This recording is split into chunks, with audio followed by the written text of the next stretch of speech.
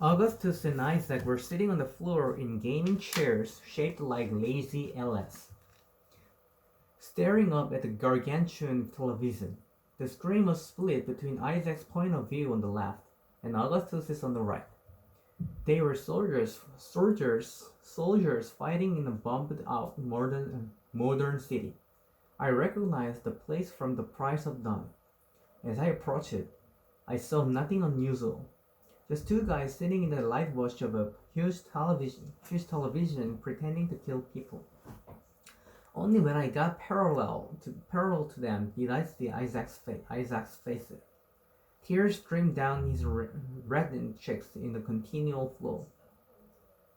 His face a taut mask of pain. He stared at the screen, not even glancing at me, and howled, all the while pounding away at his controller. "How are you, Hazel?" asked Augustus. "I'm okay," I said. "Isaac?" No response, not even the slightest hint that he was aware of my existence. Just the tears flowing down his face on his black t-shirt. Augustus glanced away from the screen ever so briefly. "You look nice," he said. "I was wearing this just past the knee dress I'd had forever. Girls think they're only allowed to wear dresses on formal occasions, but I like a woman who says, you know, I'm going over to see a boy who is having a nervous breakdown, a boy whose connection to the sense of sight itself is tenuous, and gosh dang it, I'm gonna wear a dress for him." "And yet," I said, Isaac won't so much as glance over at me. Too in love with Monica, I suppose. Which resulted in a catastrophic stop. Bit of a touchy subject. Augustus explained, "Isaac, I don't know about you, but I have the vague sense that we're being outflanked." And then back to me. Isaac and Monica are no longer a going concern. But he doesn't want to talk about it. He just wants to cry and play counterinsurgents too, The Price of Dawn. "Fair enough," I said. "Isaac, I feel a growing concern about our position. If you agree, head over to that power station, and I'll cover you." Isaac ran toward the nondescript building while Augustus fired the machine gun wildly in a series of quick bursts, running behind them. "Anyway," Augustus said to me, "it doesn't hurt to talk to him. If you have any sage words of feminine advice." I actually think his response is probably appropriate, I said as a burst of gunfire from Isaac killed an enemy who picked his head out from behind the burned out husk of a pickup truck.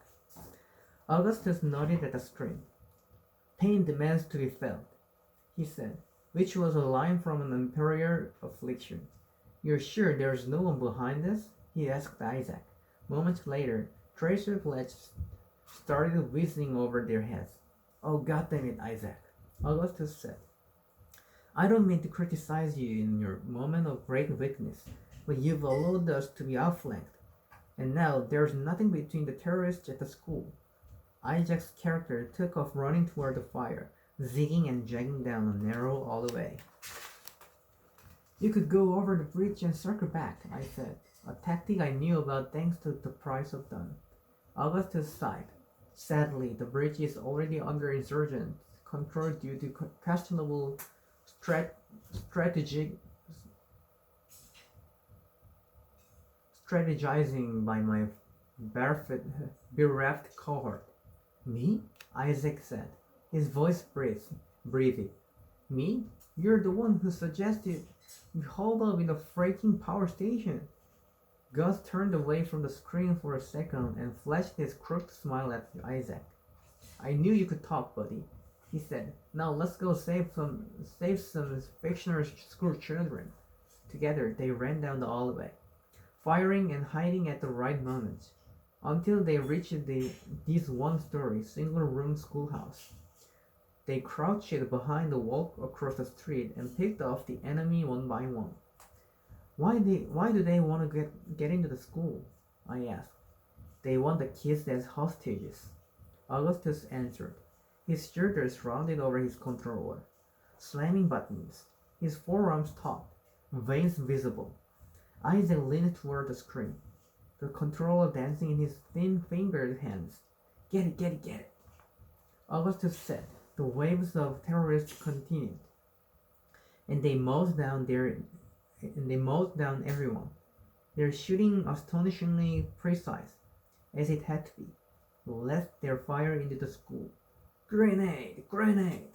Augustus shouted as something arced across the screen, bounced in the doorway of the school, and then roared against the door. Isaac dropped his controller in disappointment.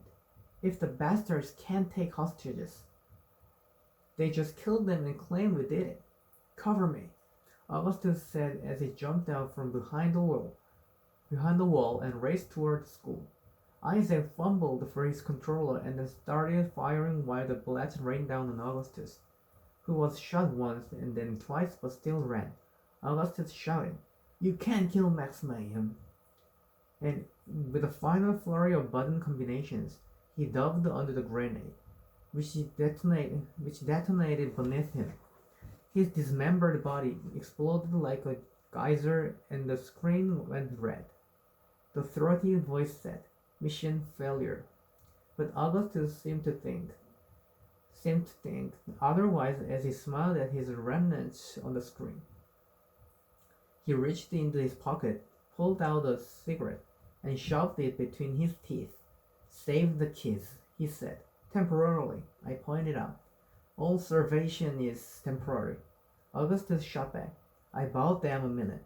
Maybe that's the minute that buys them an hour, which is the hour that buys them a year. No one's gonna buy them forever," Hazel Grace.